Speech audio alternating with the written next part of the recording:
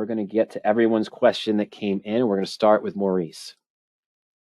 Maurice says, Mike, can you show how a vertical put trade set is done? Okay, well, there's two vertical puts. There's, of course, the bull put credit, which we talk about all the time here. It's one of the strategies that I prefer to use in my portfolio. And there's also the bear put debit. Okay, so bullish or bearish, Maurice, you can set up either one. A bull put credit spread consists of selling a put option out of the money to get a reasonable probability, as we talked about earlier, that the stock will stay above that strike and expire worthless. This is the bull put credit spread, Maurice. So we're going to sell to open an OTM put and buy to open a further out of the money put option. Depending on your time frame, whether you're going 1 week or 2 weeks, or whether you're going 1 month out in time, you're looking for, in general, an 80 to 85% probability or more that this position will stay above the short put strike price. And 1 to 2 weeks out, that might only be 2 or 3% out of the money. 1 month out, that might be 5 or 6% out of the money because you get a better premium, and you could be further away from the current price in that case. Now, what would one look like exactly? Well, we're just going to go to bull puts, and we're going to go to search.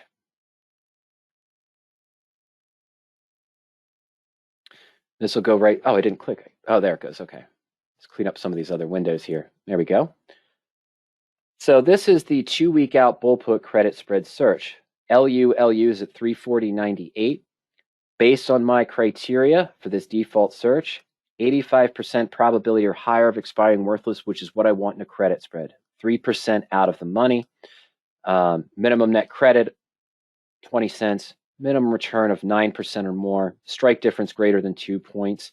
And of course, looking for some stock criteria. I want the stock to match the sentiment. So I'm looking for stocks above the 20-day moving average, positive MACD, and avoiding earnings between now and expiration, as I just mentioned for the other questions when looking to roll a covered call or naked put. Maybe not be in a vertical spread, new cash secured put, new covered call if earnings are coming out in 5 or 6 days.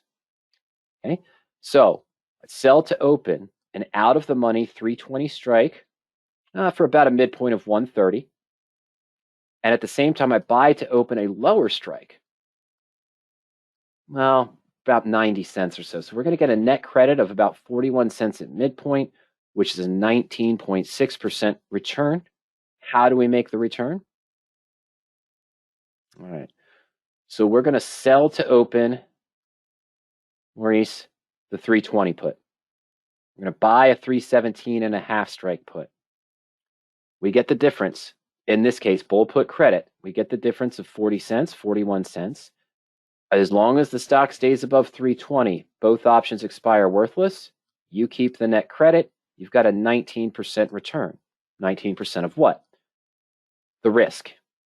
Okay, the risk here is that if the stock falls below both strike prices, goes to 310, you have an obligation to deliver shares of stock you don't own at 320 with the right to buy them at 317, or right to sell them at 317.5. So if I did nothing, and on expiration 14 days away on May 7th, the stock is at 310, my broker would essentially buy shares of Lulu for me at 320 to cover that obligation, then immediately sell them at 317. We take a loss of 250. But we keep the 41 cents regardless of what happens. So this is the amount of money I'd have to put up on my broker. It's not a covered trade. This margin requirement for each contract, I'd have to put up $250 to cover that obligation between those two strike prices. Taking the 41 cents as we keep, so the most we can truly lose is 209 and a potential profit of 41. That's the 19.6%. So that's essentially the basics of what one would look for in a bull put credit spread. Okay, bear put is the reverse. Sticking with Lulu, what I might want to do if I'm going shorter term for probability, I'm going to sell an in the money, buy a higher strike in the money. Okay, so this is slightly reversed. This is the bear put debit spread.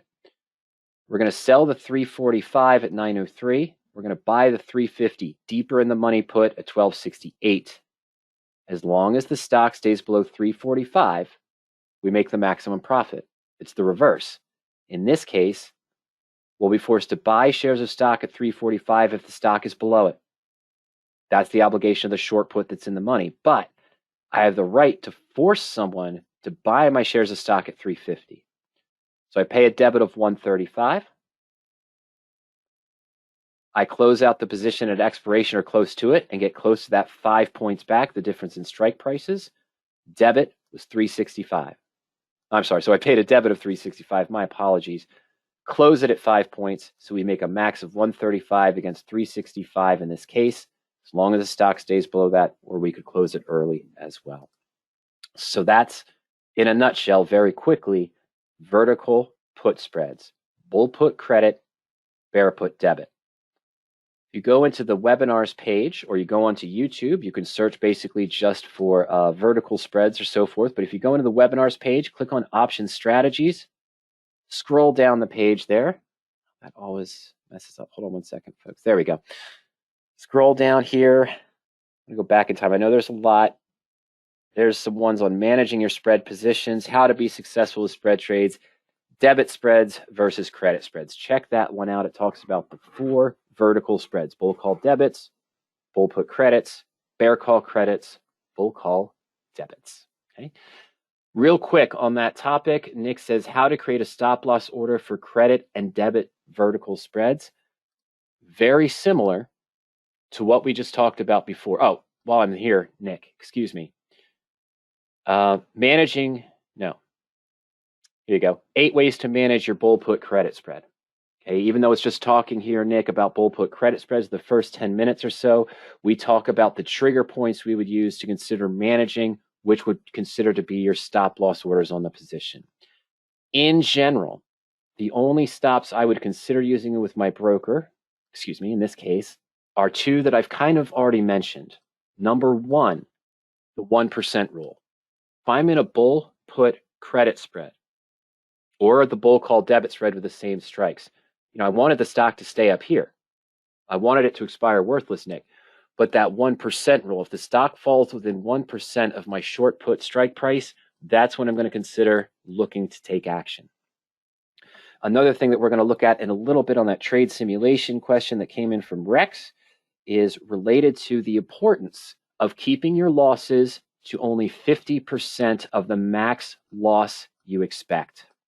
So that might be another trigger. If the debit to close your credit spread, the credit to close your debit spread reaches 50% of the maximum loss, you're going to want to consider closing that position. Not trying to manage it. It's going the wrong way. There are more ways to manage it than staying the same direction, Nick. That's what you can see in that webinar. I just showed you the 8 ways to manage the bull put spreads, but that'll apply to other spreads as well. Those are the stops I generally would use. I don't use a stop based on the net premium. I don't use a stop based on delta or probability. I look for the hard numbers personally. There's nothing wrong with using a delta stop if you wanted to, but a lot of brokers might not have that available as a stop in this case. Okay, some do, some don't. So those are some of the good ideas to consider a stop, Nick, on the vertical spread once you're in it. Another thing to consider too is when I usually open a bull put credit spread, Nick, or a bull call debit spread, I'm going to look for a stock that's trading above a certain range, the SMA 50, SMA 20. So what you might consider to take action is if the stock reverses and now the stock is trading below the SMA 50 or SMA 20, or if you use RSI and that reverses from where you were. Think about it this way. If the technicals start to reverse and you take a look at it, you look at the position fresh, Nick, and then say, you know what, I wouldn't open this as a bull put credit spread because the stock's now below the 20-day moving average. It's showing me this stochastic that I would never enter a bull put if this stochastic is there, whatever you use. If those change and you wouldn't enter the position with those new values, you're going to want to consider getting out of the position. I might not use that as a hard stop. Again, for me personally, the only hard stops I use are the sort of the 1% rule and 50% loss of the maximum loss on the position. I want to control it to that. I don't want to let it go out of hand and go to 60 or 70% because then you're taking too much away from your track record and from your trading. Okay, so that's what you want to look to avoid. Those are the 2 I would use. You can use delta if you want, if your broker offers that as a stop. As I mentioned, I know some investors would use a net credit if it came up 2 times. The liquidation value is 2 times the net credit or 3 times. In other words, if the debit to close this bull put credit spread, the liquidation value was at 82 cents or $1.23, they might look to close it at that time. So if they do take a loss, they've only wiped out maybe 2 previous transactions with a similar structure or 3 similar. This is pretty close, though, right in between the two. It's about 2.5 for most of my positions. What do I mean by that is that the halfway of the max risk here for me, yeah, it's about 3 times. So that's going to be at about $1.06, $1.07. So it's kind of halfway between the 2 times credit and 3 times credit. But I don't look at it that way. I just look at it as half the maximum risk, Nick. Okay? All right. So that's what you should consider doing those as well.